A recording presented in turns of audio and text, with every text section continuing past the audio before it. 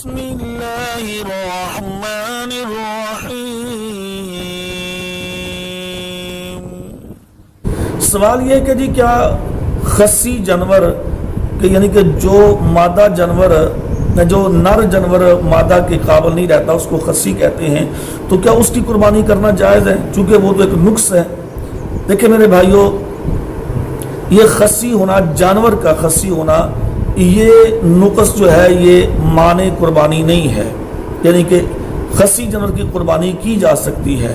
چونکہ مسند احمد کی حدیث ہے، صحیح روایت ہے، مرفوع روایت ہے، یہ مسند احمد کی جلد نمبر 5 ہے اور صفحہ نمبر 196 ہے کہ رسول اللہ صلی اللہ علیہ وسلم نے، حذیفہ بیان کرتے ہیں رضی اللہ تعالیٰ عنہ کہ رسول اللہ صلی اللہ علیہ وسلم نے خصی جانور منگوائے اور آپ نے ان کی قربانی کی، تو لہٰذا خصی جانور کا ہونا یہ قربانی کے لیے مانع نہیں ہے، خصی جانور کی قربانی کی جا سکتی ہے۔